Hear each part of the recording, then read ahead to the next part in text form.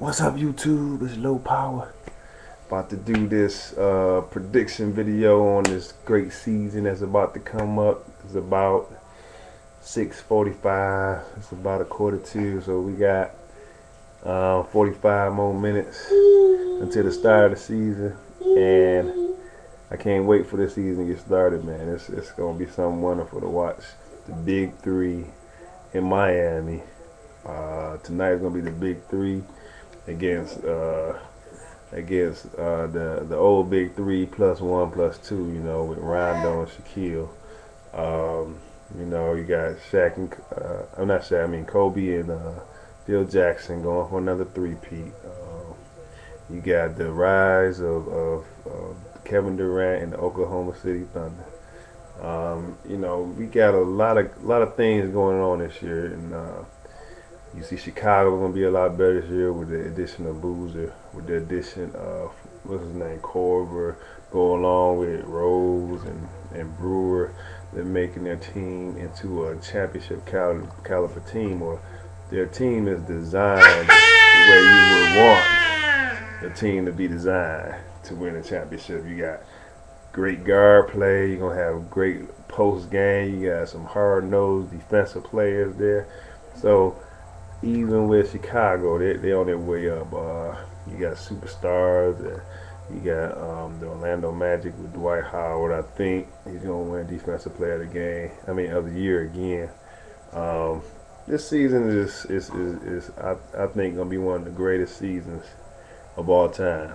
One, because of what LeBron did by going to Miami and making that into an instant championship contender. Two, you have the teams that made it to the finals next year are going to be great again this year. They got better. And three, right now with the influx of the new talent that's coming to the league, it's kind of similar to the '80s, the early '80s. When Magic and Bird came into the league was actually a little weak. People don't know that, but the league was kind of weak when Magic and Bird actually came into the league. That's why they was able to dominate so fast. But as they got better, and the league also got better, and we saw the best basketball of all time from '85 to like '90, '91. That was the best time. That was where there was the most talent, and the biggest reason was because of the influx of great talent into the league from '82 to like '87. You had Dominique coming to the league. You had Charles Barkley. You had Michael Jordan. You had Karl Malone. You had John Stockton. You had all these great players, James Worthy, all coming to the league like right at the same time. Kevin McHale, you had all these great players. Well, Kevin McHale came a little earlier, but you had all these great players coming to the league at one time. So when Magic and Bird was at the height of their powers, they were dominating a great league. And right now we have a big influx of a lot of talent right now. And with some of these teams, let's say like look at Portland. If they big fella could stay on the court, Greg Oden, they're going to be tough to deal with. The Clippers, if Blake Griffin could stay healthy, add him along with Chris Kaman on that front line, and also with Eric Gordon playing, getting better. This guy, he came out of Indiana, wasn't highly regarded by many, but the scouts knew that he was a great player. But he's a lot better than I thought. You got all this talent. You look at Sacramento Kings. You have Tyreek Evans. They got DeMarcus Cousins. They're going to be better. So even in the West, even though it looks like LA is, of course, the team to beat, it's going to be a lot harder than what people think for them to get back. And not so much even getting back, but they're going to have a harder season than people think. They might not finish with the tie record because the West, some of those weaker teams have made themselves a lot better just by getting, adding great players, a lot of talent, young talent. You got the Oklahoma City Thunder. Does Kevin Durant take that next step? He has the talent to become the greatest. I believe he's going to be the greatest offensive player we have ever seen.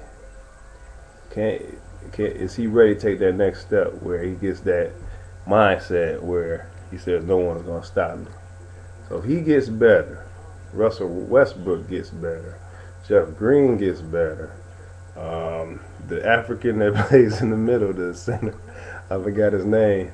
If he gets better, they drafted a couple guys. Harden gets better. All them guys should get better theoretically because they're young. So if those guys all get better, just if every one of them get like 10% better, they will upset the LA Lakers in the finals.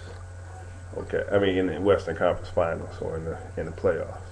So it's going to be a very exciting year this year. And out east, you have two, I think, great teams, and you got four very good teams. You have the Miami Heat, the Boston Celtics, Orlando Magic, Chicago Bulls. I think Chicago going to take a big step up by what they added to their team. They added a lot. They probably added about 30 points worth of offense to the team, and just where these players play at. You know, you got Booz at the power forward. You put him next to a tough player like Joakim Noah, who's a great defensive player, or he's a hard-nosed defensive player. That will be able to make up for some of his deficiencies on defense, but also, you know, having that low post presence is going to open things up for Derrick Rose, and having better shooters like Korver, and you got Luol Deng. You have these shooters on the side of them. Chicago is going to be a lot better. Now you have Orlando. I'm not real big on Orlando. They're a good team. They're a great team, but I don't think they're going anywhere. They can give Miami some problems, but that's only one player that really is going to give them any problems, and that's Dwight Howard. And I don't think he's going to be able to offset the big three. So the big question is really, the big matchup really in the East is between the Boston Celtics and the Miami Heat. Now, to be honest with you, you know, I'm a big fan of Dwayne Wade.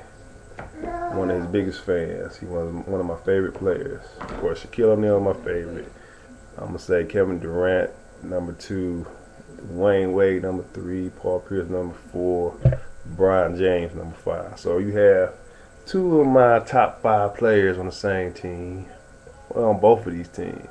Then you got Rondo. I like him too, but I have a problem with the Miami Heat. I got a problem with the Miami Heat, boy. I want to see him win the championship this year. I would love to see him win it. So LeBron could get his props they deserve. He's the best player in the league. To me, it's clear to see. I've been watching basketball for 28 years now, and to me, it's obvious just by doing the eye test that guy's the best player in the game right now. It's not even worth talking about. I mean, some guys are.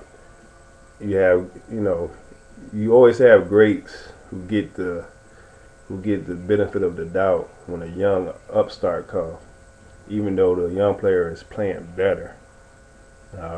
Kobe, is considered the best by a lot of people. They won a championship last year. He was a big part of that, but it wasn't his play. The difference between his play and LeBron James that made them the champion. It was the play of the rest of his teammates and the fact that he had a great coach. So for me, it's obvious that LeBron James is the best player in the game right now. But with all that talent with those 3 players, with James, Wade, and Bosh, and Wade is amazing, and he's right there with LeBron. I think he's the second best player in the league. I think Kobe number 3 right now, or number 4. He might take a step back even this year. But anyway, so you got 2 of the top 3 players almost on everybody's list on the same team. You got Chris Bosh, who's going to show, just like Paul Gasol showed how great of a player he was by moving from Memphis to LA, a big market, and playing in big games. Chris Bosh is going to show people how good of a player he really is. So they have a whole lot of talent, and they have some good shooters around them. You know, yeah, with some good players around them. But the problem is, the reality is, when it comes to winning the championship, when it comes to getting through the playoffs, there's two things that people don't think about. One, coaching. And Spoelstra, he seems to be a good coach, but you know, I don't know if he's a good enough coach yet to take them to the finals. If Pat Riley was coaching this team, I would X them in as a champion, no problem, easy. But he's not. Two, matchups. If you play a team that you cannot match up with, if you got two players on that team and they starting lineup that you cannot guard, that you have no answer for, you're going to lose. When Cleveland lost to Orlando, they lost not because LeBron ain't know what to do, not because Mo Williams was playing bad, not because Z was playing bad, even though they didn't play great. The reason why they lost is because they couldn't guard Orlando. They couldn't guard two of their players on the court, and that was Rashard Lewis and Dwight Howard. They couldn't guard those two guys, so they lost. So the problem with Miami is this. Now you might say, well, they got three guys. Ain't no way any team gonna be able to guard those guys. But the problem with Miami is this. Real simple. They're too little. They're too little. They're gonna be killed on the inside. Killed. And when they run up against a team like Boston in the playoffs, now you know with Orlando they have Dwight Howard, but that's all they have in the inside. So they could allow Dwight Howard to go off, but they'll be able to guard everybody else and shut everybody else down. But if they go against Boston just added Shaquille O'Neal, and everybody will say, well, he's old and all that stuff. Well, he is. Yeah, he's old. But at the same time, when he's on the court, he produces. When he gets the ball, he scores. That's how he's been his whole career. He's not as good as he used to be, but he can do that. But with Boston, when you put Kevin Garnett out there and Shaquille O'Neal on the same court at the same time against Chris Bosh and Udonis Haslem down low, that's going to be easy money. And that's going to be a problem because, one, Boston Celtics have Paul Pierce. Paul Pierce is the most underrated defensive player, perimeter defensive player in the league. He's been underrated for his whole career on the defensive end. He's a guy that has at times locked up Kobe Bryant, locked up Carmelo Anthony, locked up LeBron James. And nobody does as good a job as Paul Pierce at guarding LeBron James. And Chris Bosh, he's going to be guarded by Kevin Garnett. Now, Chris Bosh is a wonderful offensive player, but Garnett is going to give him some trouble, right? So the thing is, Dwayne Wade is going to have to be operating at 100% for them to beat Boston. And then even then, they're not going to be able to stop their game on the inside. And who's going to guard Rondo? So my problem with Miami Heat is that they're just too little to beat Boston in a 7-game series if both teams are healthy. Now, the only thing is this. If LeBron was throwing that series and it wasn't really Boston's defense and we see him come alive, then they could get past Boston because maybe he was sandbagging it in that series. I have my doubts. I don't know. I almost feel like he was because of things he said before the series even started when he got his MVP award. But so, oh man, I'm about to run out of time. But I got Boston LA in the finals, and Boston winning in 5.